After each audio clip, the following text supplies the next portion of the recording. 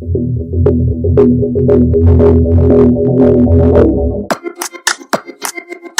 I'm Serenity and this is my channel, and today I'm joined here by Ginger, one of my dogs, and then Scarlett was here earlier. She might come back, you know, the girl likes to go in and out. I want to mention before we go any further, if you hear any dog activity in the background, it is 10:30 at night and the dog thinks it's a perfect time to run around the house. They usually do this every night before they settle down for the night and go to sleep. So if you hear them, I'm sorry, I can't control them. There's 7 huskies out there. No!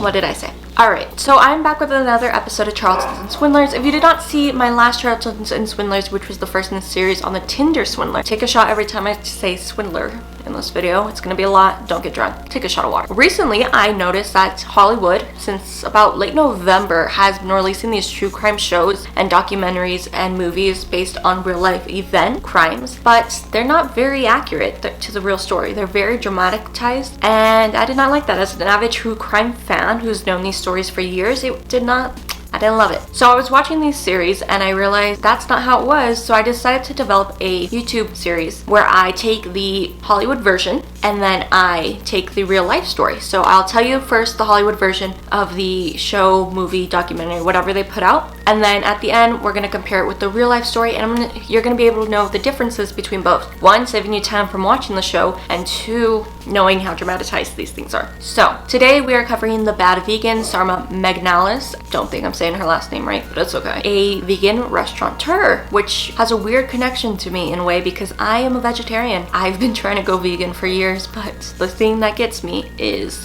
ranch dressing. I found this really great ranch once, but then they discontinued. It was horrible. But I've been vegan for 7 years, since I was 13. I've been part of this movement forever. I work with animals.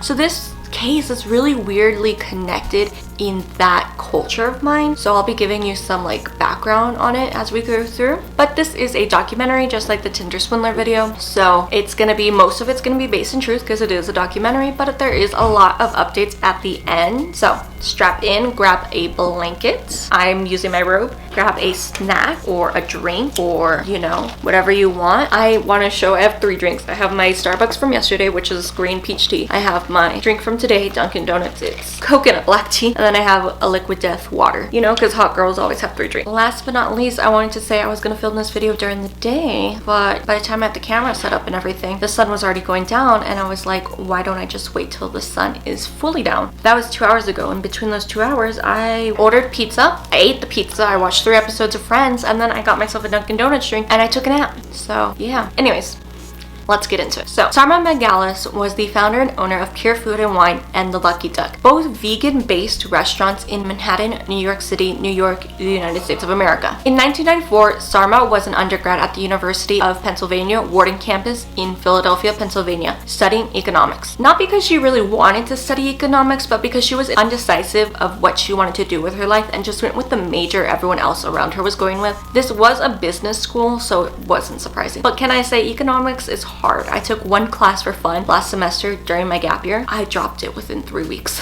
I could not get it, but that's okay because I'm not going for a business degree. Right out of college, Sarma was hired by Bear Stearns Companies Incorporated, a New York-based global investment bank, securities trading, and brokerage firm. Now, funny enough, this bank failed in 2008 as part of the global financial crisis and the recession, and was subsequently sold to JP Morgan Chase, so that's where that place is now. Now, at her job, a co-workers of Sarma's told her that she looked like she was unfulfilled as a post-college student, and that he felt that she was more into food than anything else. He could tell this by everyone at the firm had magazine subscriptions to business magazines, and Sarma was the only person there who had a subscription to food and wine magazines. So Sarma quit her job working at the brokerage firm, used her savings, and went to a French culinary school. Matthew Kenny was a star chef at an award-winning restaurant. Sarma saw Matthew in a food magazine and how he was going to be writing up, so she decided to meet him at a meet and greet, and he immediately gave her a job to help him work on his cookbook as a researcher. They liked each other a lot, and they soon started dating. The two decided to open a restaurant together called Pure Food and Wine. It was going to be a raw vegan restaurant. Now, Sarma Melngailis was a vegan who is the queen of this diet lifestyle and started a real vegan movement. We all know what veganism is. If you don't, it's basically when a person does not eat any animal-deprived products such as meat, eggs, dairy, and gelatin, while also not buying any animal-deprived clothing or accessories items such as leather, cashmere, or crocodile skins. A raw vegan follows all the previous descriptions and rules, while also going the extra mile of following what is called raw foodism, where the diet includes foods that are raw, unprocessed, and may not be heated over 115 degrees Fahrenheit or 46 degrees Celsius. People who follow a raw vegan diet believe that the food cooked above those temperatures lose their healthy enzymes and thus lose a significant amount of nutritional value that may become harmful to the body. They also believe uncooked food provides healthy living enzymes and nutrition. I want to say, even though Sarma Melngailis owns a raw vegan restaurant, I do not believe she was a raw vegan herself. She was rather just a vegan. Now, I make this claim based on two things. One, raw vegans often fail at the diet because it was so tough to maintain that lifestyle due to not getting adequate protein amounts or nutrition from the raw food. I also think Freely's a raw vegan, if I'm not mistaken, and that girl is just something else. And two, also in the documentary, Sarma talks about eating at Chipotle Mexican Food Grill, which is a very good place if you're a vegan or vegetarian for fast food. I know I go there pretty often, a couple times a month, because I can get a full meal there compared to any other fast food restaurant. And she's also talked about drinking oat milk lattes from Starbucks, about eating oatmeal for breakfast from this chain. But anyhow, back to the timeline. Jeffrey Chardon, an investment restaurateur, was to back Sarma and Matthew's restaurant. He's a well-known restaurateur and investor who has invested in multiple restaurants all over the United States. Quickly, Pure Food and Wine became a hotspot that made vegan food not gross or taboo. Sarma's employees called her Sarma Mama. It was such a great work environment that she had created, and she was the mother of the restaurant. This place was her life. A publisher even came into the restaurant and sat down, ate, and then asked for Sarma to come out, asking her if she could publish Sarma's cookbook, which they eventually did. Now, Sarma was not perfect in any way, but she was careful with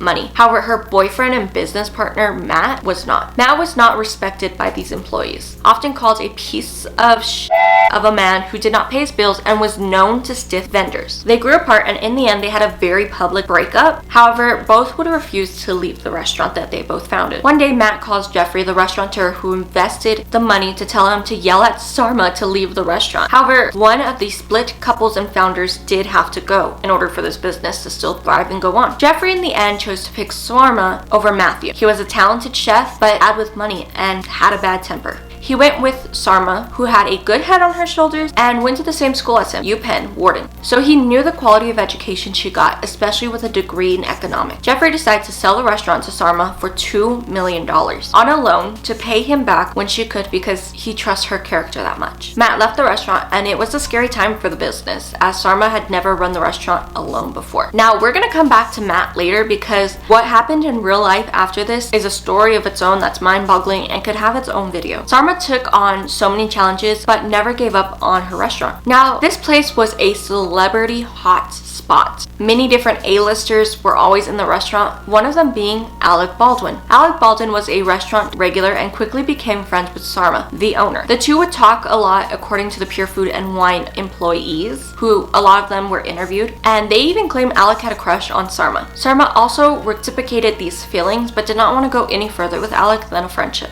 Now, in late July 2011, Alec wanted a romantic partner, and in a sense, it seemed that he wanted Sarma to be that. I don't know how true this part is because it came from Sarma's mouth and her employees, but take that with face value about Alec Baldwin wanting to date Sarma. Sarma was not mentally available for a relationship, but she offered Alec the advice of getting a dog as a companion. She would even look at rescue pages and would send emails to him with pictures of the dogs up for adoption. However, Alec did not want a dog, he wanted a wife. Sarma was lonely after her breakup with Matthew, sad and insecure about getting older, so she decided to get this one dog that she could not get out of her mind that she had sent to Alec. The dog was a pitbull named Leon. Sarma's relationship never got further with Alec than just being friends, because she was in a relationship apparently at this time to another man other than Matthew after her breakup with Matthew. Sarma also felt like she was too young for Alec. There was a 14-year age gap between the two. But Alec met his wife at Sarma's restaurant, Hilaria, when the two were eating at separate tables one night in the Pure Food and Wine restaurant in late 2011. Sarma was was broke and lonely, not doing well financially either. She was not social naturally and thrived off of being alone. Sarma had a large following on her social media, including Twitter and Instagram. She was really ahead on all of the trends that were gonna happen, which is sad because she could have been the biggest vegan restaurateur in the world if the crimes that were committed never happened. So just keep that in mind because she was really popular on social media. Sarma was on Twitter when she saw multiple interactions with Alec Baldwin and a guy named Shane Fox. Shane Fox and Sarma started talking online, aka the DM. She talks to her employees about how she met a guy named Shane Fox. Alec Baldwin and Shane Fox interacted a lot on Twitter. Shane was an online jokester, clever type. She felt like in a way Alec met his wife Hilaria through Sarma and her restaurant, and maybe it was a sign that she meets her next boyfriend through Alec and his online talks with this Shane Fox guy. Sarma also got Leon, her pride and joy dog, because of Alec when she tried to force him to adopt an animal companion. Shane Fox lived in Massachusetts, can't say that word properly, so the two would play Words with Friends with each other and chat on the side between games. Shane would joke that he could pick her up and Leon under each arm, and Sarma liked that, the idea of having a buff, strong man to take care of her. She felt like she fell in love before she even met him. Shane would constantly say that he's been in love with Sarma for thousands of years, and at the end of 2011, Shane came to New York City for the first time to meet Sarma in person. Shane Fox was noticeably a lot different looking than his profile pictures on Twitter. He was a heavier man, not looking like his profile picture where he seemed to be about 180 pounds, but rather he was in real life anywhere from 225 to 250 pounds. His pictures were obviously old, and Sarma was slightly alarmed by the difference. However, her pitbull Leon liked him, so she ended up trusting him. He came to the restaurant and often gave Sarma and her employees unwanted bear hugs. Sarma told everyone that Shane was her friend or sometimes her cousin from school, and instantly the staff realized Shane did not fit in, nor was he anything like Sarma. He was mysterious. When asked who he was and what he did for a living, Shane claimed he worked in the United States in the CIA or the Black Ops, but never gave a direct or clear answer. Now, Shane had all of his electronic devices heavily password protected. Every single file on his computer or phone or an app on his phone or anything had a separate passcode to open it. One day, Sarma walked in to see the seal of the United States CIA emblem as the background on his computer before he rushly closed it, leading her to believe further that he did actually work in the CIA. He would sit in Sarma's apartment kitchen watching drone footage that he claimed he had to review for his work. One day, Sarma joined Shane as he traveled to Midtown, New York with his driver and assistant in a Bentley car while Shane wore a Rolex. Shane left the three in the car, went inside the building, then came back a little while later with a loose manila envelope full of small diamonds. Sarma never introduced Shane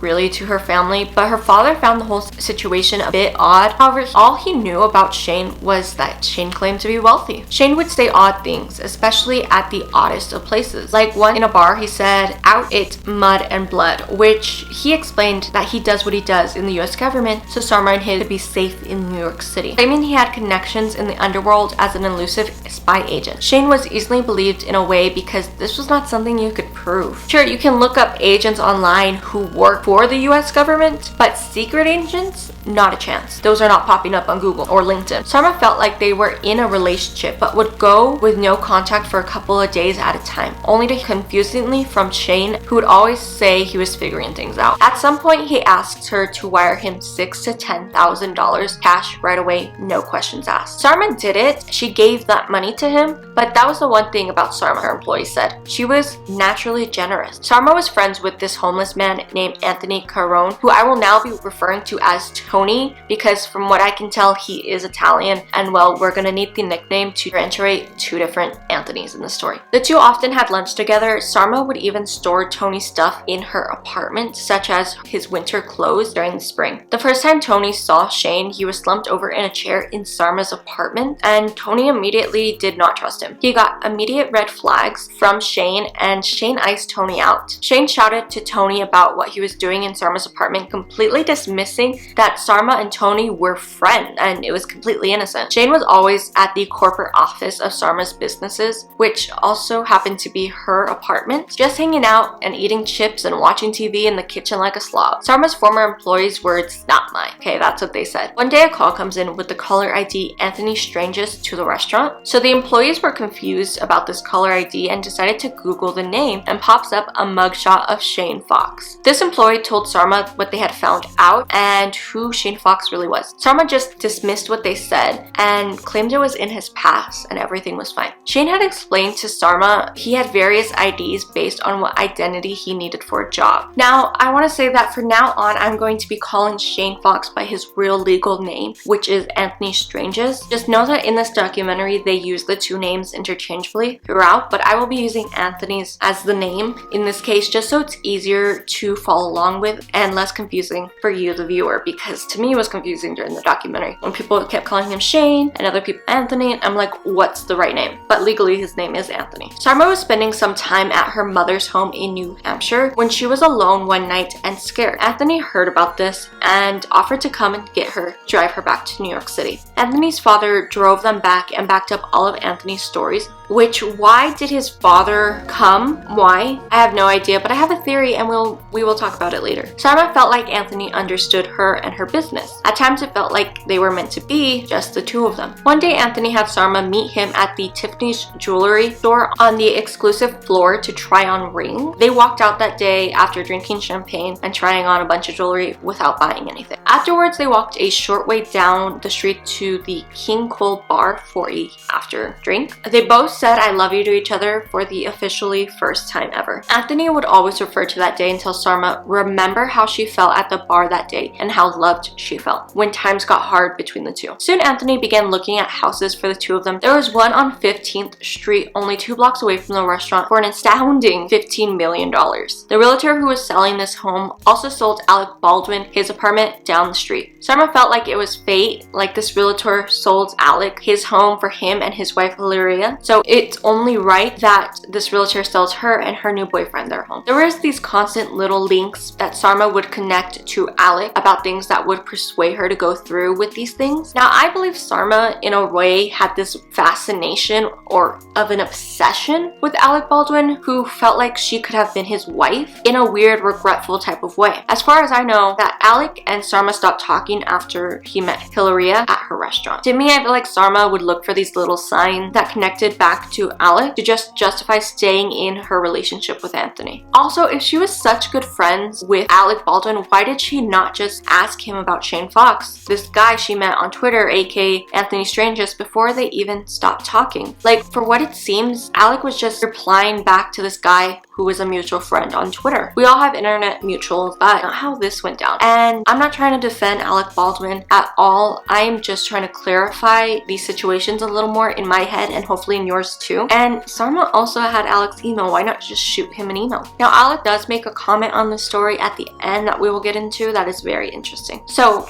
anyways, back to the timeline. Anthony claims he had the money for the house at multiple brokers, and he told the realtor he would be his biggest client yet and made an offer citing Barclay bankers who drew up the contracts. Anthony claimed he had a ton of money stored offshore and that he would need some time to gather it all. After a while, there were issues with the money and it would take longer than he thought, he claimed, Anthony stated. Eventually, the deal just fell through when the bankers, brokers, and realtor got fed up with waiting for Anthony to just gather his money. The 15th Street house sold to some other buyer eventually. After years of exhaustion with no business partner, Sarma just wanted out of her debt to Jeffrey. She was able to give Jeffrey $10,000 check every once in a while, but it felt like the debt was never ending. Even though Jeffrey had no time limit or growing interest on the initial loan in when Sarma had to pay him back, she still felt the pressure. Anthony told her he would just pay off her debt. Sarma felt like he protected her, which felt like a dream come true to her. One day, the couple went to her business accountant to ask if Anthony gave Sarma the money, would it be taxed on? The accountant jokingly said that if they were married, that it would not be taxed money. It would just be considered a transfer from spouse to spouse. So the very next day, they got a marriage license, taking the accountant's advice that was given jokingly seriously. In November of 2012, after almost a year of knowing each other, in Tompkins Square Park, Anthony Strangis and Sarma Melngailis were married in a rush wedding. While on a trip to Los Angeles, California, Sarma met up with a former employee for lunch named Nick Ross. She had never told any of her current employees about how she got married to Anthony, and Nick was the first person that she told. Not even her family nor her father, John Melngailis, knew. So when her dad found out, he was sad that there was no celebration for his daughter. Sarma had this,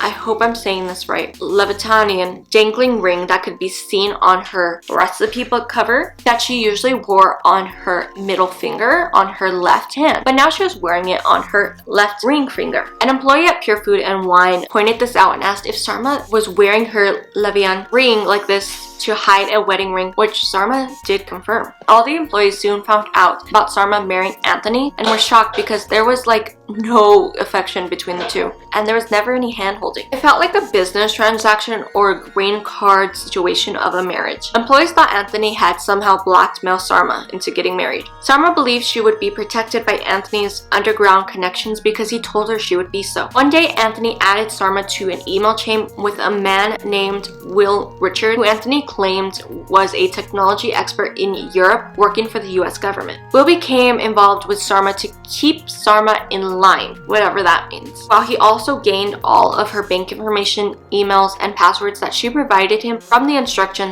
of Anthony. On February 10th, 2013, Will Richard sent an email to Anthony about something to get gone and stay gone. Will at this point began having full access to all of Sarma's email accounts. Will kept everything secured apparently, from passwords to bank account details on Anthony's behalf for Sarma, even though she did not ask for this. Anthony always enjoyed traveling, but Sarma never knew exactly what he did in these 3 to 4 years period that they had been together, and would not know what he did until after she was in jail, a couple of years later. Here's where the oddest part starts happening. Anthony talked about past lives, claiming Leon was once his, how he's been marching through life, just the 3 of them together, always finding each other in every reality. This is not like Multiverse of Madness, Doctor Strange crap. That does not exist, okay? Just keep that in mind. If there's another universe, if I'm another person out there, I'd never want to know, okay? But this is basically the concept Anthony was getting at. They were soulmates in multiple life situations that Anthony claimed to Sarma, and how he had finally found her in this lifetime. Tiny Blonde Human, aka TBH, was the nickname for Sarma given from Anthony because he chose her. So she should be grateful for this because he is not human. Gradually, over time, Sarma started to believe Anthony's words. Anthony promised if Sarma did everything he said, he would make her and Leon immortal, just like telling her how this reality did not matter, that there was a utopia of other realities. Again, not Doctor Strange Multiverse of Madness, okay? This is not some America Chavez crap. How money could never be an object to them, so she should just wire him money to prove that she believed him on this point, and that the money would be nothing. Her money that he was receiving from her would just be sitting somewhere in an account. Anthony gave back some of the money she sent, but not all of it. He would tell her that she would get enriched somehow somewhere else in her life, and how money was just irrelevant. Now, Sarma started to believe him because in the New Age, vegans and vegetarians believe in the healing powers of crystals, astrology, meditation, tarot, chakras, etc., which is true. I mean, here's where I kind of come in. If you've ever seen Friends, the TV show, you know the TV resident vegetarian Phoebe Buffay is into all of this. As a vegetarian myself, who started at the age of 13 and at 14 got into astrology and is still into it this day, I also live in a heavily Mexican city that believes in tarot and healing candles, so this is not odd at all. To people on this path of life, we do believe in otherworldly life things, I'll admit, part of the trend. So Sarma believing this is just not odd to me in a sense, but the delusions that she goes through later on, you can't, like, I don't know, I don't want to call her any derogatory term because she's not, but it's just like, you gotta use common sense at some point. Also, in order to understand why Sarma believed Anthony so heavily, we have to go back into her past. Sarma was a high school goth who always felt like she was out of place and meant for something more in life. The Melngailis family lived in Boston, Massachusetts, in Newton, a suburb of Boston, which actually is where I want to live after I'm done with college, in Boston. Sarma used to make her sister, I'm not gonna say this name right, Ilze, speak for her all the time because she was just so shy. Sarma's father, Joe Melngailis, was an MIT physics professor, so her family had a wealthy background. They grew up comfy but not rich, an upper middle class upbringing with Sarma. At age 5, Sarma's parents got a divorce. When Sarma heard the news, she did not cry. Instead, she ran up to her bedroom, hid under her covers, and laid there all night. In the morning, she came out and was fine, never to speak of her parents' separation again. Sarma kept to herself and was a loner in high school. She had multiple different hair colors and styles she would go through. She also did not really know what she wanted to do with her life, and she really only decided to get a degree in economics after seeing what everyone around her was getting a degree in. Pure Food and Wine was the top vegan raw restaurant in the world. And to Pure Food and Wine came the sister eatery, the One Lucky Duck, which was located a few blocks from the Pure Food and Wine restaurant. One Lucky Duck was more of a takeaway food store with pre-made meals or smoothies and household grocery items. It was a quick stop shop, kind of like a bodega in New York, that Sarma believed in so much that she had the shop's logo tattooed onto her upper left arm. She felt like if she made this new place permanent through marking her skin with the logo, it would be harder to give up on when times got hard. This tattoo becomes very important later on. Sarma also had big plans for One Lucky Duck and was already selling items from her store to be sold in 30 Whole Foods stores in the United States. Sarma also started the almond milk trend. She was one of the first people to make this dairy milk alternative mainstream and sold her version in One Lucky Duck. I remember this time because when One Lucky Duck first opened was when I was first getting into plant-based lifestyles and stuff. So it is true that she really was a leading head in this diet. I remember researching Whole Foods and seeing her products. You know, it's not a lie. She really was like a pioneer. Now, Sarma was also very adamant about owning both businesses fully with no corporate outside. Even though she was being flown out on trips to Japan or Israel from other restaurateurs all wanting to open a Pure Food and Wine in their own city or country. In a way, it's kind of like a franchising opportunity, which I think if Sarma had chosen to do or considered this option instead of just selling the usage rights to her restaurant Pure Food and Wine, would probably still be in business today. Maybe not in New York, but rather all over the world, while also becoming what I truly believe could have been one of the biggest restaurants in the world, sort of like a Nobu. Goddess knows both of the restaurants were in the same price range. I mean, Sarma's meal started at 3 figures. And this may be my 1 year of business school talking, but let's get back to the timeline. At this point, Sarma wanted to open another Pure Food and Wines restaurant down in LA, California, but she never went further than just playing around with the idea and the wants. However, the Manhattan location was doing fantastic in 2012. This was their best year yet. They were averaging about 300 reservations of guests a night in this tiny restaurant with patio seating. They were grossing about $7 million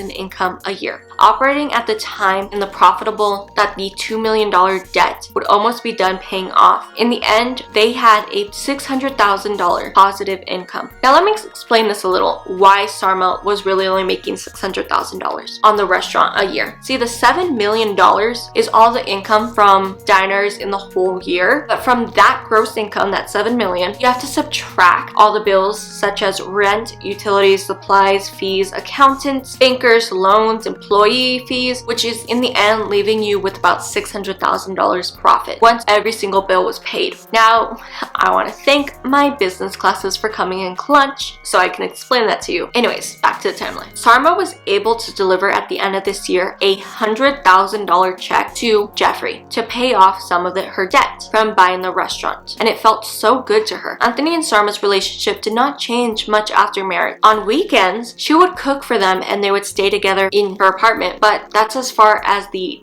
dates would go, or any real romantic interaction as far as we know. Employees would talk about how Anthony would take over Sarma's office that, remember, was in her apartment that also served as the business operation headquarters, and he would just watch TV all day. He would come in acting like he owned the place and was the boss, not Sarma. His background was not in the restaurant business, but always told Sarma how big Pure Food and Wine could be if only she let him help. Employees also noticed how much of an introverted Sarma became. Now, all the employees got a sense of paranoia and bad vibe from Anthony whenever he was around, which was a lot. Anthony came in one day to the office and demanded all of the employees' files and left with a big box of them with no explanation. Anthony also claimed he knew people from Right and Wrong by auras called Red Shirt and Blue Shirt, or what he claimed a good or bad person. It had to do with the whole not being human thing. Will Richards would also email Sarma weekly as a service to Anthony's account, claiming he can't get through to any of Anthony's phone. Anthony always hinted at things but never really said anything, often saying he needed $20,000 to $40,000 wired to him ASAP. It would frustrate Sarma because that was money she could reinvest in her business, but she always did it because she believed it. If she followed through with his every demand, she and her dog Leon would become immortal like Anthony claimed he would do for them. Will Richards would keep in constant contact with Sarma. He would tell Sarma that Anthony was away in Africa fighting rebels and how Anthony needed more money wired to him. Now it is 2014. Anthony would do things that felt like he knew what Sarma was thinking or was about to do. While in LA, at the Sun Cafe, a vegan restaurant eatery, an employee on the staff brought over the restaurant phone, claiming there was a call for her from Anthony. He would convince her of everything not being real, such as her debts, her restaurant, and even her dog Leon. How Anthony's family business referred to the external situation. There was a group of judges watching their every move and asking necessary questions needed to pass through the state of being to become this superpower of an immortal. Again, this is not like the Immortals Marvel movie. I just realized something. I'm up to bring that point back up later that I just realized. He had a house related to the family in California that Sarma would never get to visit in their relationship, and really is in question as if this place actually existed or not. Once she completed the transformation, she would be the queen of this home and the family. Sarma liked that idea, and all she would have to do is complete everything asked her to do so. Now remember, Will Richards has all of Sarma's email accounts and information. If she just stopped going along with everything, external forces would get angry and hurt her. She would lose everything that she was concerned about before, such as Leon, her dog, being her pride and joy, and her love of the restaurant. Anthony also claimed to have a mysterious brother who can see everywhere and anywhere all the time. Again, this is not everywhere and anywhere all at the same time in the movie, so he would know Sarma messed up. As far as I know, we are never given a real name for this brother other than the brother, or Anthony's evil brother. Sarma was always sending wire transfers to Anthony when he asked, and if she did not do so, everything that is good that has happened would be undone. There is a lot of moving from place to place between the two. Sarma would pack her stuff and go somewhere safe according to Anthony and what he said. They traveled from Connecticut to Boston to the Providence and then eventually back to New York City, operating out of hotel rooms. Sarma was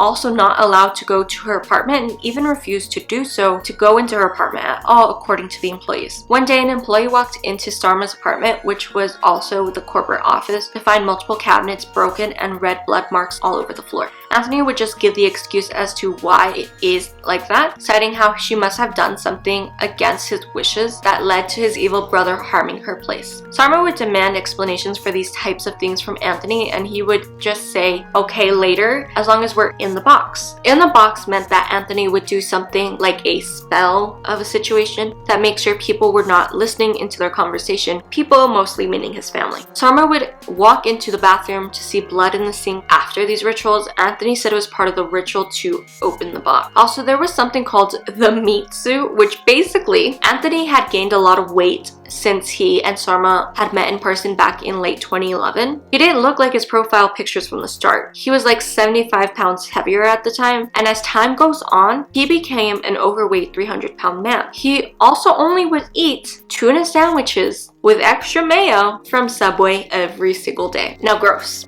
Let me tell you, 7 years ago when I ate meat, Subway tuna sandwiches with extra mayo, lettuce, and provolone cheese were my favorite on the occasion, even though now we know that Subway's tuna is like 99% not real fish. As a vegetarian, and in Sarma's case, I don't even know how she could be with someone who only eats that. Like, I don't even know if I could date someone who eats red meat. As someone who's allergic to pork and loves cows, it just kind of grosses me out anyways.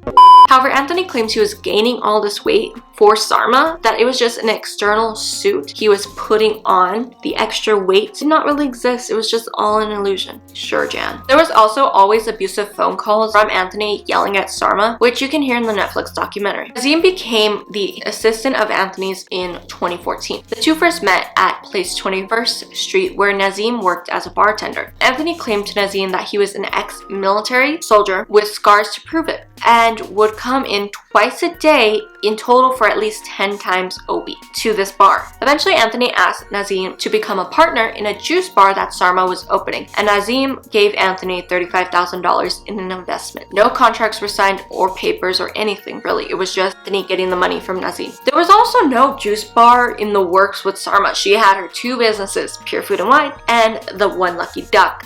That's it. Anthony is selling Sarma's business to random people for investment money. Anthony also mistreated Nazim. It was a weird power dynamic between the two, but Nazim would catch him in his lies and Anthony would get pissed off about it. It was hard to continue his lies with Nazim. At this point, Sarma had given $1 million to Anthony. Now remember, Sarma is not rich by any means. She lived comfortably, but she had an unpaid over $1 million debt of a loan to pay back. So she was giving Anthony money from the business bank account, not her own personal money. Well, because she didn't just have that type of money laying around. Anthony would tell Sarma his brother will pay off her debts to Jeffrey. When Sarma told him to do so, Anthony would say that Sarma did not want his brother to do that because he was evil. Nazim, Anthony's assistant, would tell Sarma to record Anthony on the phone when they talked to each other because of how abusive he sounded talking to her. Nazim also told Sarma how Anthony would always record their conversation to later threaten her with. Nazim and Sarma became close friends, bonding over Anthony's horrific treatment of them. She would over time record Anthony, but it felt like the family would know about it and she would immediately delete them. So down the line, Sarma would play the recordings off of her phone onto Nazim's phone so he could record them on his phone and save them for her, which are most of the ones you hear in the documentary. Anthony finds out about this and threatens Nazim and Sarma to delete the recordings. Sarma does, but Nazim never does, even though he claims to have. To keep Sarma to keep believing in him and their future eternity, Anthony would give Sarma this Indiana Jones type of speech based on the idea about how stepping off a cliff onto a leap of fate, just like the real movie scene. The scene and speech were based on the idea that it may seem like she was endangering herself by taking a leap off the edge of a mountain, but no, a net will always be there to catch her before she falls. Sarma knew to decide now that Anthony was a con artist. To call the police felt like a loss to her happily ever after that she was promised by him. Her utmost business success for eternity, for her eternal life, for her dog, and for her Disney princess happily ever after ending. Between 2012 and 2014, Sarma had given Anthony $1.7 million, which almost all came from the Pure Food and Wine and One Lucky Duck business revenues and gross income. It felt like to Sarma at this point, she could not tell her family what was really happening in her relationship with Anthony and all that money because she knew they would have her put into a mental institution for all of her actions. In retrospect, looking back on it now, that sounded a lot better than what actually ended up happening to Sarma, or so she claims in the documentary. He wishes she would have done that now. First year of being Anthony's assistant, Nazim spent 6 months with Anthony at the Foxwood Resort Casinos, a hotel and casino operated by the, I'm not going to say this right, Massaquoi Poquet Tribal Nation on their reservation located in Ledyard, Connecticut. Anthony's favorite games to play were the 3 slots and roulette. He would sit at the casinos playing for 6 to 7 hours a day. Sarma would be pissed asking Nazim where Anthony was, but they never told her the truth about where they were. It was always excuses and made up lies. The restaurant money that Sarma was giving Anthony was going straight to Anthony's playing his gambling. Now, as you can probably guess, Anthony was addicted to gambling. Now over $100,000 from Nazim was invested. Now Nazim refused to walk away from Anthony just like Sarma and lose all the money he had given Anthony as an investment into this juice bar that was never going to happen. So Nazim started to spend the money from Sarma with Anthony and just enjoy their time together. In a way, Nazim was an accomplice to Anthony's crimes because at any point he could have told Sarma about what was really going on and what Anthony was doing with that money, but he just chose not to. Anthony and Nazim stayed at the Park Avenue Hotel with the best hotel room penthouse suite with an amazing view for a whole month. At the time, Anthony and Nazim drove down to Miami, Florida, an 18-hour drive from New York City. The reason they drove instead of flying to Miami was because in the past, Anthony had been arrested for stealing a luxury car in Miami and spent 20 to 24 hours in jail. He was not allowed to fly in the US anymore. This is also the reason he had a mugshot that the Pure Food and Wine employees found, which Sarma just brushed off, claiming Anthony already explained what truly happened. Now to Nazim, stealing a car was nothing because Nazim was Russian. This is normal for cars to be stolen from where he's from, Russia. The pair stayed at the Ritz-Carlton in Miami, Florida, with again the room in the hotel with the best view. The two were in a car, and Anthony asked Nazim to drive by a house. Nazin asks why, and Anthony tells him so he can see his ex-wife and kid. That's right, Anthony had a kid and a previous wife before Sarma. So let's go back in the timeline a bit to Tampa, Florida in 2004, when Anthony Strangis first met his soon-to-be wife, Stacy. Anthony told Stacy he was a Navy SEAL who had been shot and was honorably discharged because of it. Anthony's father confirmed this story. Now, Anthony has always been a big man, but during their relationship, he gained a lot of weight. 3 months into the relationship, the two had a shotgun wedding in Las Vegas, Nevada. Anthony told Stacy they were reincarnated lovers, just like he did with Sarma. Early into the relationship, Stacy got pregnant with their child, Riley Strangis. Anthony claimed he had a lot of money and was even the beneficiary to his aunt's life insurance policy, who had just passed away. It was worth $5 million. So Anthony took them to Raymond James financial firm and set up a college fund for their unborn child, Riley, along with 2 spending accounts, 1 for each of them. They started using these accounts, but the $5 million checks never cleared and other accounts were severely overdrafted. A few months into the marriage, Stacy got frustrated and angry. It felt like there was no real relationship and how she felt she was alone. Anthony was never really home. Finally, one day, Anthony makes a passing comment to Stacy claiming that in order to kill a baby, all you would have to do is to give them some salt, and how an autopsy would not show that the salt was in the infant's bloodstream. That is the day Stacy realized she needed to leave Anthony in fear for her daughter's life. Anthony told Stacy that he had some demons coming after him. One day, Stacy came home to see her house was robbed by Anthony and his father. They had taken all of her valuables, including jewelry. Anthony and his father were gambling addicts who loved to play poker. Anthony's father was a violently abusive alcoholic gambler. When Anthony was just a toddler, he would say phrases that you would only know if you had been hanging out at a casino all day. His mother found out that his father would gamble with one hand and set Anthony on his lap in the other hand, holding him up. His mother wanted to leave Anthony's father, but he held both of them hostage and threatened to commit suicide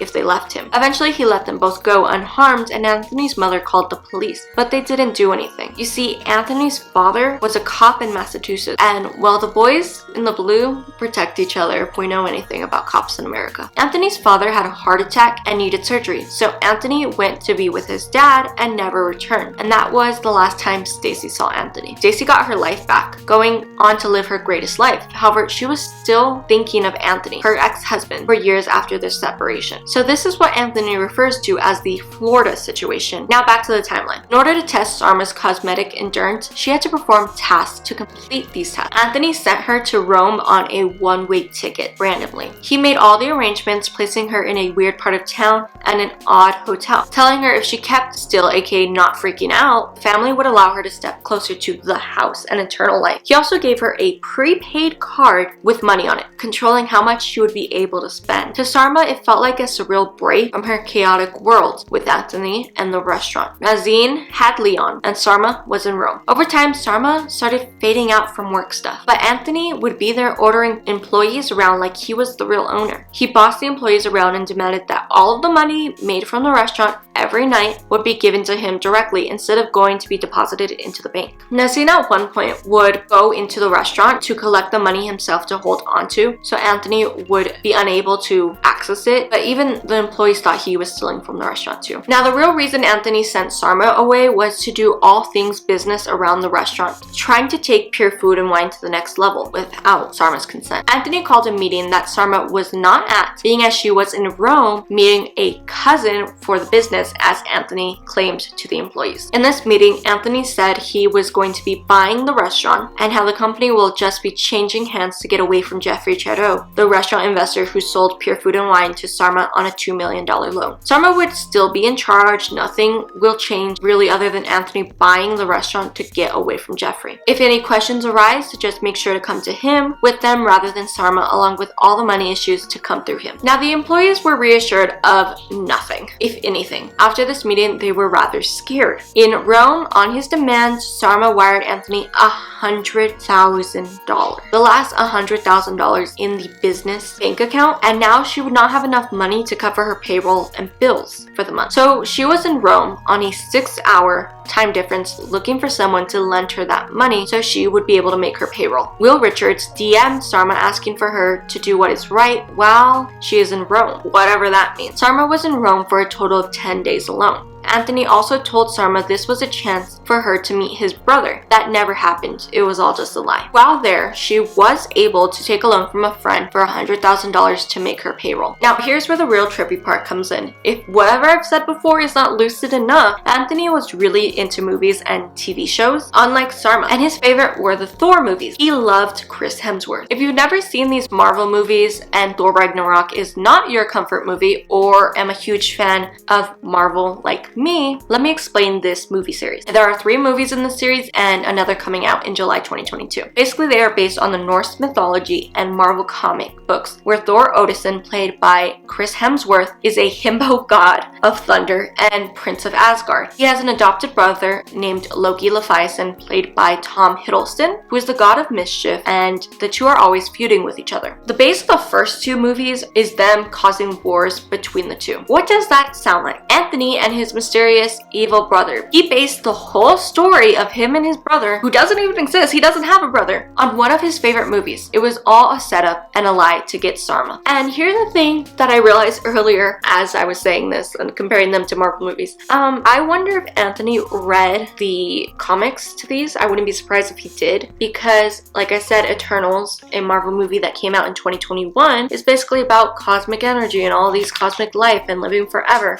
If he read the comic books, I would not be surprised about this family life whatever was based on those comics. Now, back in New York City, Sarma never left her house. Tony, her unhoused friend, would have to drag her out of her apartment. Everyone ran the restaurant without her. Her employees were fully capable of doing so. Anthony also would not let her sister, Jose, talk to Sarma. Behind her back, Anthony tried one time to talk to her father, John, and her sister Azid without Sarma knowing, and making sure they did not tell Sarma. Luckily, both refused to do so because that just sounded sketchy. They did give Sarma money though, 3 times after a call with her father. Sarma's mom met Anthony at Thanksgiving in 2012. I do not have a name for her. She was not named in the documentary, but she does play an important role. He was charming and had Sarma send her mom money that her mom would then send to Anthony. Behind Sarma's back, pulled her mom into this whole scam and situation. In 2014, Jim Switzler, one of the business accountants, noticed a $90,000 wire transfer to New Hampshire, where he knew Sarma's mom and Anthony were at. There was no active payroll. He was asking Sarma's mother for money and stealing it. People did try to intervene. Employees saw so many red flags that Sarma just kept losing respect from those around her. In 2014, Sarma and Anthony drove almost 6 hours up to Montreal, Canada, to get on a plane to fly to Paris, France. We know Anthony cannot fly on airplanes that leave from the United States, so that's why they had to drive up to Canada. But Sarma did not know this at the time. They went from place to place all over Europe. My question is, where was Leon, Sarma's dog, during this time? I don't know. Sarma was constantly asking people to loan her money so she would be able to make payroll. Anthony would always leave her alone to go to the casinos to gamble. That money that he would win would immediately be spent on clothes, jewelry, and more trips. Sarma no longer showed up at the office. Employees no longer were paid weekly, but now monthly, and everyone had a low morale. A company-wide email was sent to employees stating that all of the work checks would bounce, so do not use any of that money since all the checks would be bouncing. However, reassuring everyone that the following week everything would be fine and cleared up. All while Sarma was posting photos all over Europe on Instagram. No one no longer trusts Anthony or Sarma. Not that they ever trusted Anthony in the beginning, but they no longer trusted Sarma, that's for sure. The restaurant closed down after ex-chef Nikki Barrett initiated an employee walkout. Pure Food and Wine was out of money, so to reopen, staff and corporate employees, suppliers, and landlords would all have to be paid their back pay in order to reopen the site. Sarma was able to raise $850,000 with speed from new investors in just 3 short months into the shutdown in order to reopen. Luckily, the accountant from Pure Food and Wine was able to take all the staff who was basically laid off from that restaurant and put them into a new restaurant that had just opened down the street from Pure Food and Wine, so they were not out of a job or money for too long. Pure Food and Wine reopened, and all the staff chose to come back because they were loyal to Sarma. The staff all felt like it was their restaurant. They felt like they were all family. I want to remind you that the businesses were failing because of Anthony, not because they were not making money. They were making money, just that Sarma was giving it to Anthony, essentially stealing from the business bank account. She herself was paid a modest salary. Anthony, of course, takes credit for the reopening of the restaurants, not Sarma's hard work. All new owners and investors were set to take over and run bank accounts for the business. If she was off the bank accounts, Anthony could no longer take money from her businesses anymore. Anthony was always criticizing Sarma on how she let the business tank, when that's not true. It was him who stole the money. The couple was constantly fighting, and they were living together but in separate bedrooms. Anthony would talk to investors using her email without Sarma knowing. Sarma wrote to Will about Anthony, claiming she thought Will was just Anthony because she never got an answer back to her emails when the two of them were in the room next to each other. When the documentary revealed this, I gasped, okay? Because Will was just Anthony the whole time. Anthony had all her accounts and passwords for a year, including bank information. He would email people from her account acting as Sarma. That is a huge invasion of privacy, but my question is, does Sarma not have email notifications or the email app on her phone? Because I do, and no matter if it's a stupid email, like how many stupid emails I get a day,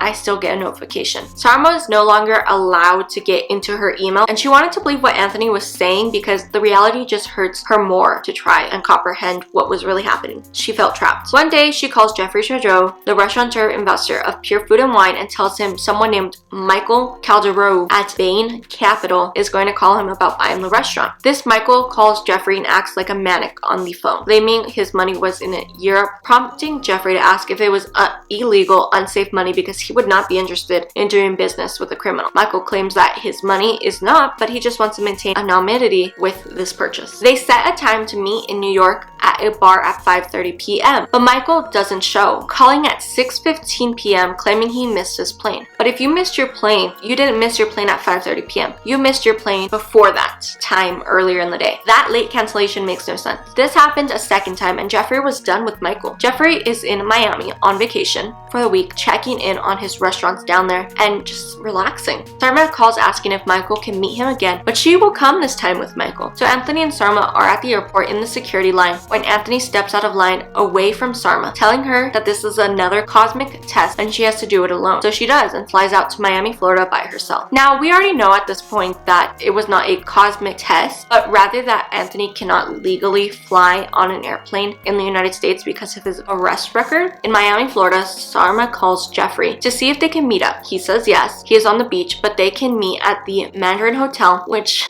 is another one of the hotels just like the Tinder Swindler video. That's a half a block away from one of Jeffrey's Miami restaurants. So Sarma meets Jeffrey in the lobby of the hotel. They grab coffee together, they get to talking, and he agrees to call this investor. But there was no real Michael Cadro. It was Anthony the whole time. Jeffrey never knew it was Anthony who was Sarma's husband, which he also didn't know that Sarma was married to this man. Sarma made all of the Bain Capital banking investments up for Anthony's legitimacy. The nickname Michael Cadron was also made up by Anthony to give to Jeffrey, and Sarma just went along with it. She claimed she could not be honest to Jeffrey, but just that he needed to know that everyone would get their money back with this purchase of the restaurant, which we can guess that never happened. Jeffrey was shocked by Sarma's deceit. In his eyes, she was a part of his family. Sarma never went back to New York, but instead flew to Connecticut. Then Sarma and Anthony left Connecticut by car together. They also took Leon on this cross-country road trip with them. This is no way for a poor doggo to live, okay? This dog was cooped up in a car most days. Sarma still controlled the business bank accounts at this point,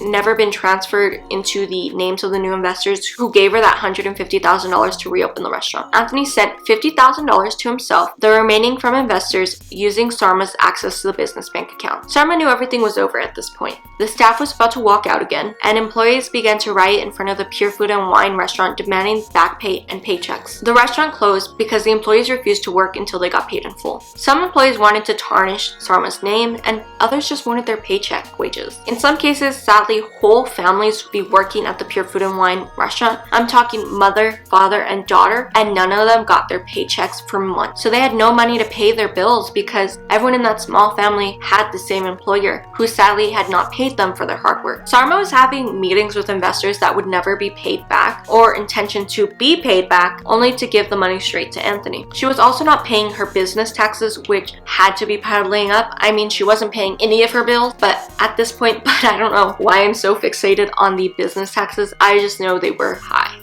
It is hard to defend Sarma at this point, claiming that she did not know anything, as she claims in the documentary, but she knew what she was doing at this point. You just have to. I mean, she was in her 30s, late 30s, when this relationship started, so I mean, you can't be that naive, especially at that big age. Sarma was on the run with Anthony, avoiding all her responsibilities. The money she owes to investors, unpaid employee paychecks, unpaid suppliers, landlords, and taxes on bills. If Sarma did not know what she was doing, why did she leave with Anthony, rather than just turn him in and admit to the police about her wrongdoing? Anthony and Sarma left New York City in spring of 2015 with tons of driving around the country. Sarma did not want to be identified, so she used the name Emma, and Anthony asked her to cover her one lucky duck tattoo, that which was on her upper shoulder, which she agreed to do using a large band-aid that would cover her whole upper arm. Sarma quickly realized that Anthony was driving from casino to casino. Somehow they ended up in Las Vegas, Nevada for months. Anthony would play high-risk slots, spending and making $6,000 to $12,000 a day. Somehow he would win and would make it happen that he makes money gambling, claiming it was his family's powers. Sarma was on her own most days. She hated Las Vegas because unlike New York City, there were no bookstores or newsstands or really healthy food around her, so she would just watch news and play games on her iPad and take walks around the strip trying to get some fresh air. They were in Las Vegas for so long that Sarma had to buy winter clothes. Sarma and Anthony would not go out together. The most time they spent together was when Anthony taught Sarma how to play poker, but that didn't last because she just didn't like to gamble. There was this narrative about how Anthony and Sarma were like Bonnie and Clyde, but no, that's not true, because Anthony did not know what to do next. He was just flying by the seam of his pants. Sarma came to the realization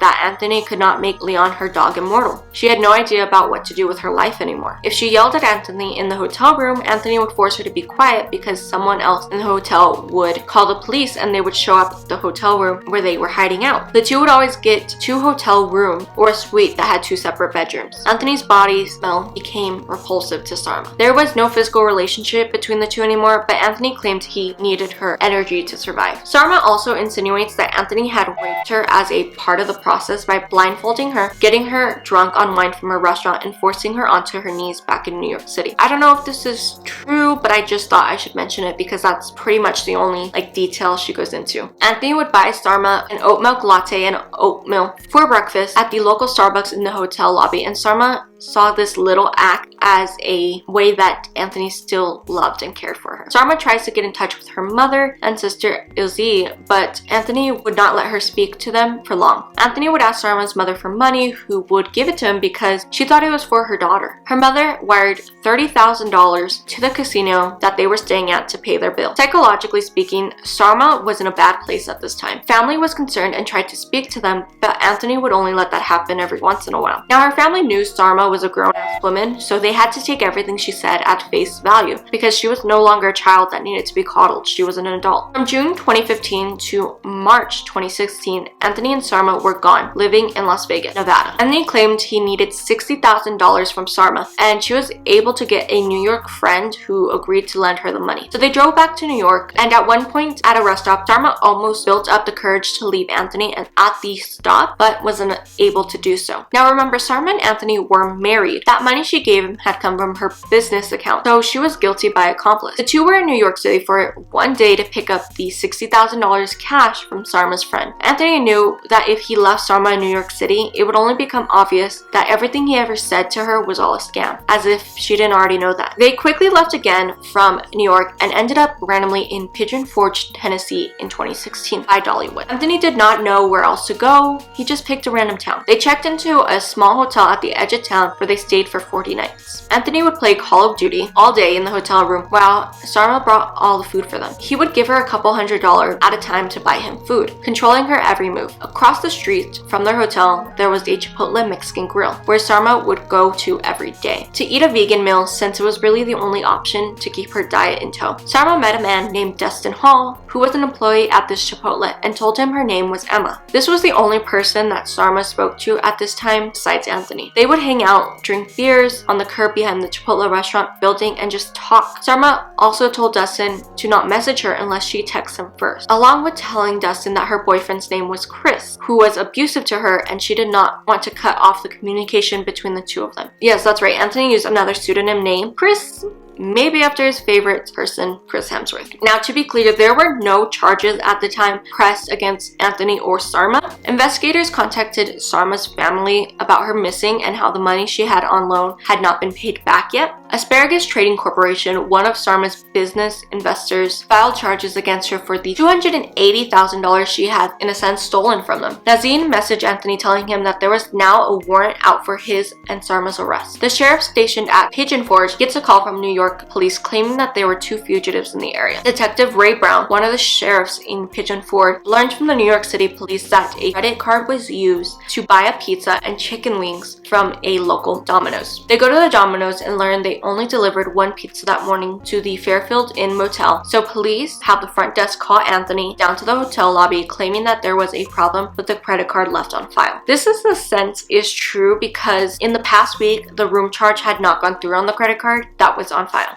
Anthony comes down and the police are there to arrest him. They next go up to the room 317 where Sarma is staying. Sarma was in the room reading a book when Leon barked at the room door. Sarma opened the door and she was distinctly skinnier and obviously a lot more frail than the photo that the New York Police Department had sent over. She told the police her name was Anna Donovan, but they knew that was not true. They noticed that her one lucky duck tattoo was covered by a large band-aid and how there was a large box of these band-aids in the room on a hotel desk. They asked her to take the band-aid off and she agrees to take it off by herself, revealing the one lucky duck tattoo. Sarma just broke down crying with relief at this point. The sheriff detectives quickly noticed how Anthony and Sarma were in a room suite that had 2 separate adjoining bedrooms with a common space living room between the 2. They saw how Anthony's room was very messy with clothes all over the place, half-eaten pizza boxes, and wings left out, describing it as a pig slop fest. They also saw while Sarma's room was clean, everything had a spot and nothing was out of place. The police walk her out of the room in handcuffs, asking if she wanted to give her husband Anthony a hug or kiss goodbye, but she refused to do so.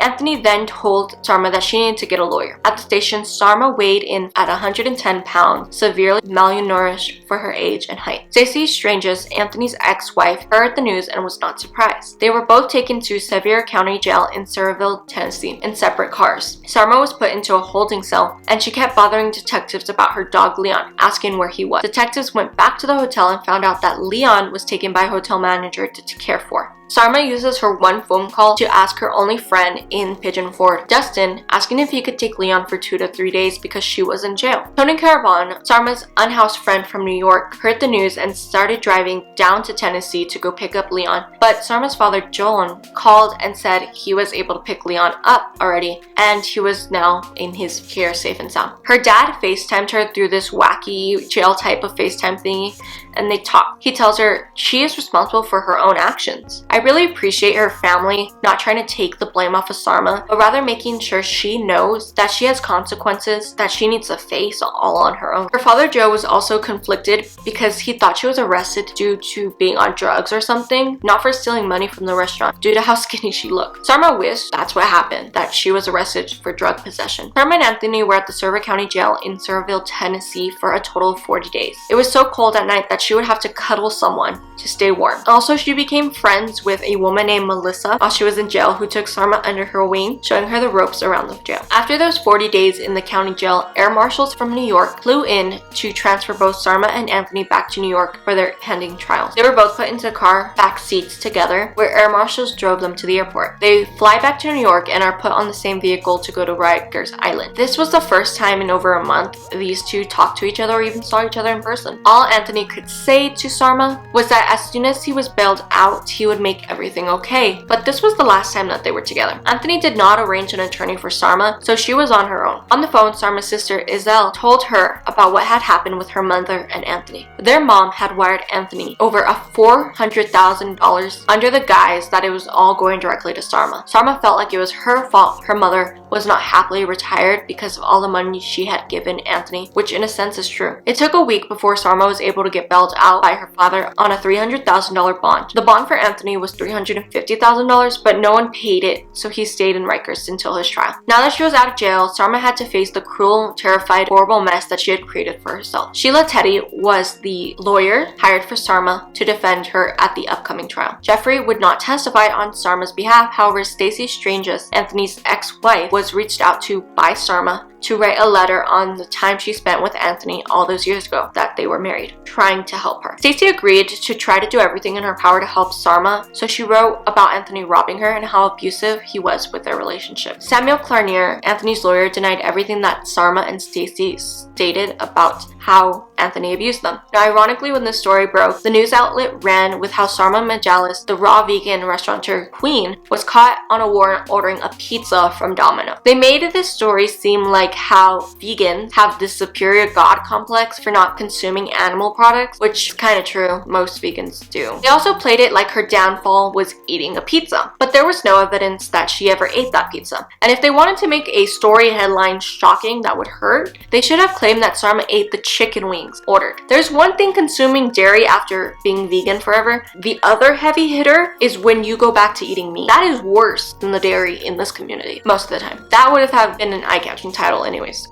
Sarma was tried in Brooklyn instead of Manhattan for the trial. The whole ordeal people were making around this case is that they were trying her in Brooklyn to knock off the rich white girl off of her high horse. Sarma and Anthony both decided to take a plea deal. Anthony was in Rikers for years, so he had already served his sentence in full and was free to go. However, there were no conditions in his parole for him to get mental health counseling, nor something in place to warn the next woman that he might come in contact with, aka like a little red flags warning label on him about the past actions he's caused. Now, Sarma's mother's $400,000 was never charged on top of Anthony's indictment. It was also not part of Sarma's legal case. She is set to serve 7 months behind her bars plus probation because she served 40 days in Service County Jail in Tennessee and another week at Rikers in New York before she was bailed out of jail. She would only have to spend 3.5 months in Rikers Island. Sarma was also upset that she was barely starting her jail sentence and Anthony was already done with his. He was able to move on with his life and she was still living through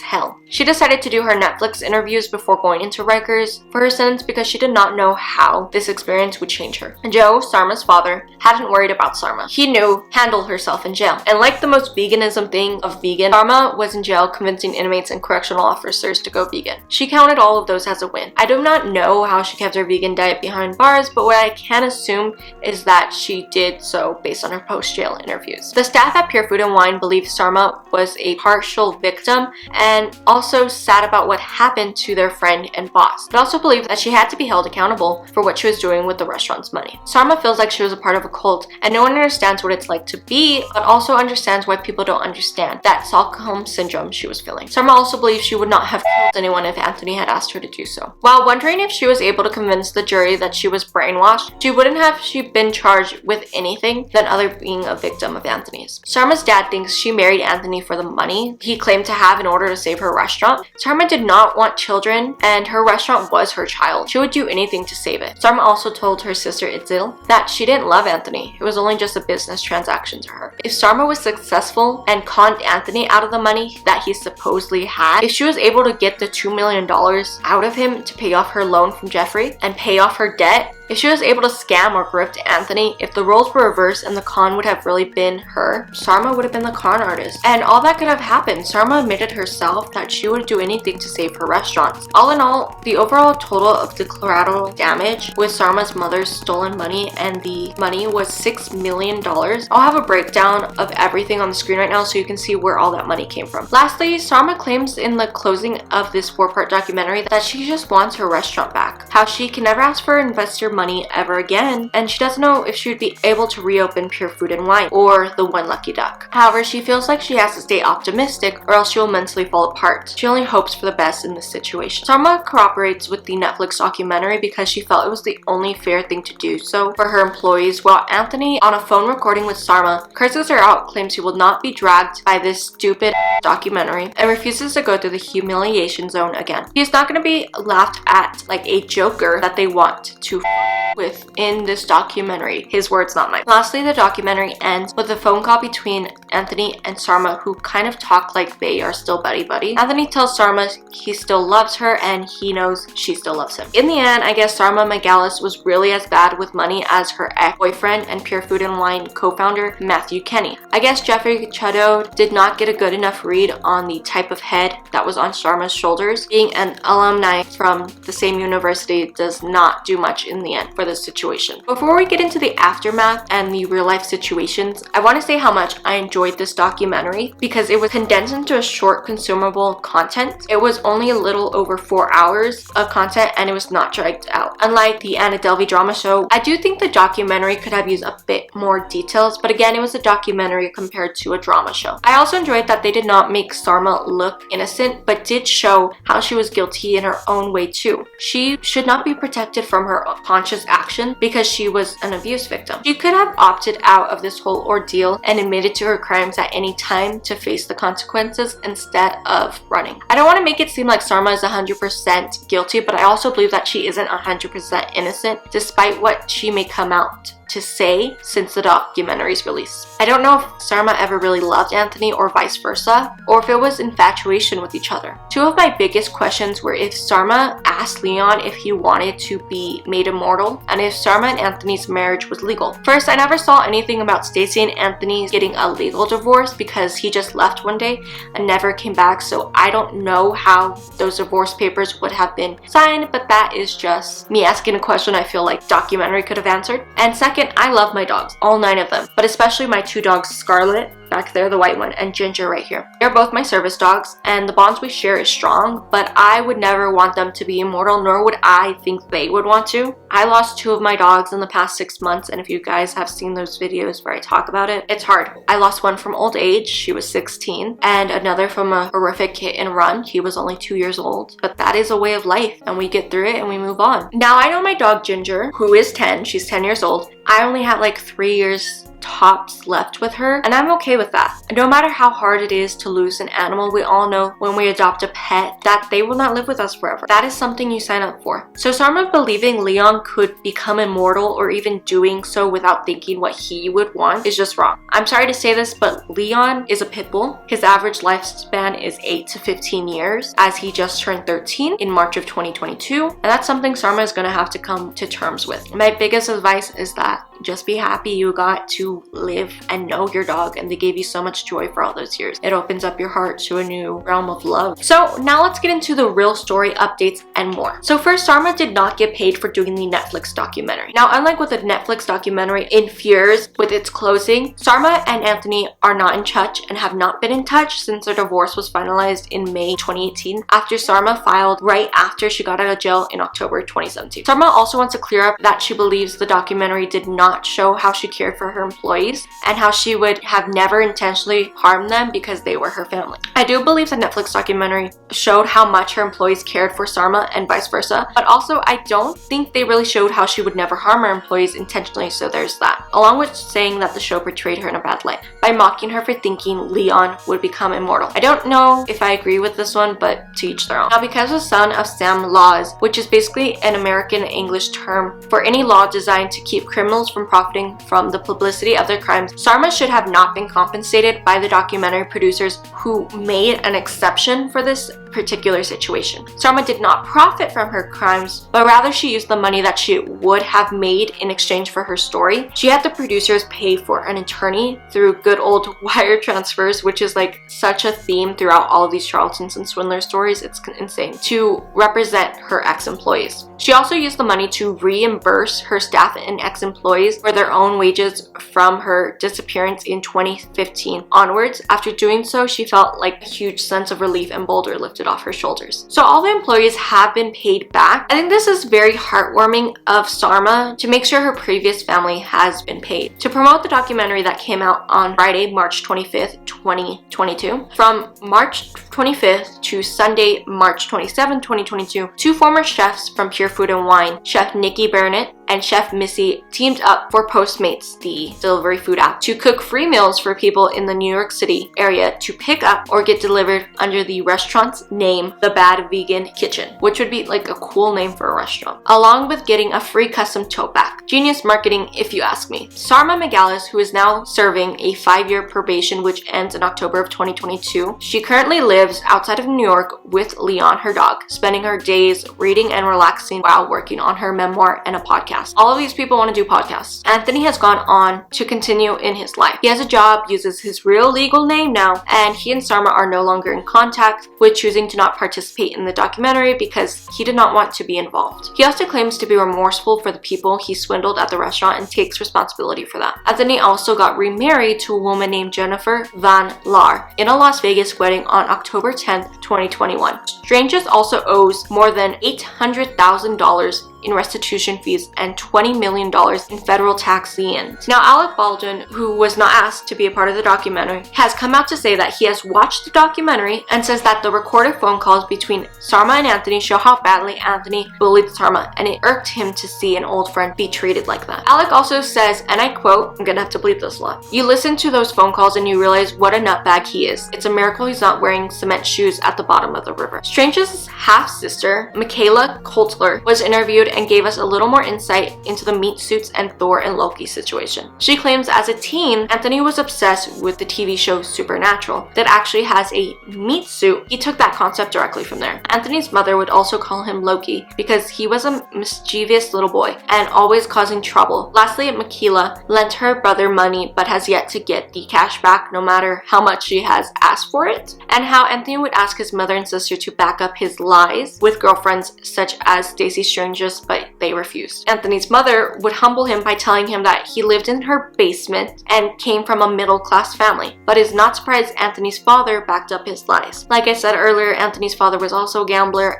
addict, drug addict, so it's not surprising that he would do anything to back up their lies, such as the first time he met Stacey and that time he met Sarma, driving her back from Connecticut to New York. That's why he was there, to back up Anthony's lies. No other reason. So in the beginning, I talked about how Matthew Kenny, Sarma's ex-business partner and boyfriend, cooked up a scheme of his own. Anthony created the Plant Lab brand and in return the Plant Lab Schools, rebrand of the Matthew Kenny Culinary Academy, which opened in Oklahoma City in 2009. They had accredited culinary schools in 2009 with permanent and temporary schools in New York, Los Angeles, Miami, Sydney, Australia, Paris, France, Stockholm, Sweden, and London, England. By December 2016, the academy had graduated almost 6,000 students and was earning $5 million in annual revenue. That's revenue, not gross income. That's how much they were taking home. Adam Zucker, the chief operating officer of the Matthew Kenny Culinary Academy, was planning an expansion to more than 20 cities in the next 3 years. But by June 2017, plans had changed. Kenny decided to sell the school to his former COO, a man with no culinary background whatsoever. Adam Zucker's only work experience was in furniture sales and wall art licensing. Nevertheless, that summer, Zucker renamed the Matthew Kenny Culinary Academy to Plant Lab. In 2017, the same year, Matthew Kenny sold the right to his Culinary Academy to Adam Zucker. The Miami Herald reported that the renowned chef in Thailand, the Herald reported Kenny is facing legal action by resorts seeking damage for breach of contract, failing to transfer enrollment fee amounting to more than $100,000, and issuing $15,000 in checks that have bounced. For that, Matthew Kenny had been sued by the Internal Revenue Service, aka IRS,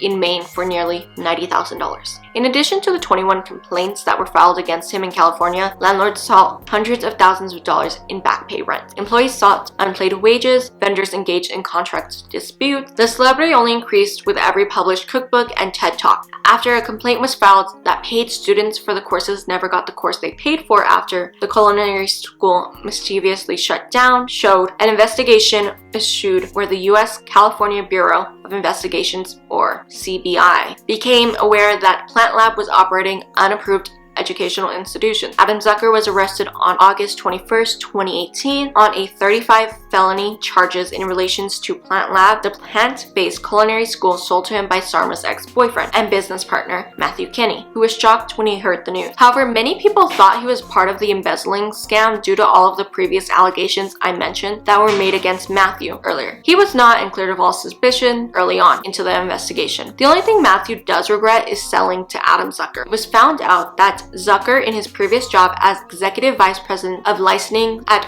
Artesimo Designs, a ready-to-hang wall art company, had embezzled about $2.4 million from January 2011 to July 2015. And between April 2012 to July 2015, Adam also allegedly laundered close to $1.9 million at Lab Culinary School. He also allegedly filed false personal income tax returns for the years 2012, 2013, 2014, and 2015. Now, I remember hearing about this when it happened because I actually wanted to go to this veganary culinary school. My backup plan for everything in my life is if schooling doesn't work out, the field I want to go into, that I'll just become a baker. So we'll see how that works out in my life. But before it was shut down, that was my dream. Not my dream, backup plan, summer plan, gap year plan, which means I would have gone to it this year on my gap year. Anyways, there is actually no vegan pastry school in existence anywhere in the world, which is a real shame because I think that could be a real money maker. I looked into it. Anyways, Matthew Kinney still is a successful celebrity chef who has authored 12 cookbooks and founded numerous vegan restaurants across the world, including the US, Burhan, Bogota, Costa Rica, Dubai, Sao Paulo, Sydney, and Buenos Aires, and believes the world should give his ex-girlfriend Sarma Melngailis a second chance. In 2019, Matthew opened the all-food vegan hall Plant City in Providence, Rhode Island, along with launching a plant-based nutrition bar, Nadot Life, with Dr. Admid Marashi. In 2021, Matthew also opened Ades, a plant-based restaurant in London, Suffrages. So that's all the updates I have. It's not too many, but it definitely helps to give a clear picture of this case. What do you think about this case? Let me know down below. Is Sarma as guilty as I think, or am I being too hard on her? Let me know down below. I also just want to say I don't want to disregard the fact that she is a victim of abuse. She definitely was, and she probably has Stockholm syndrome. But at the same time, I don't think she's 100% innocent. And you know, the thing that gets me as I was researching the updates is that Sarma was adamant that she was just a victim and she had no fault in any of it, and she was constantly raining down on, in multiple news articles and interviews, that she's the victim,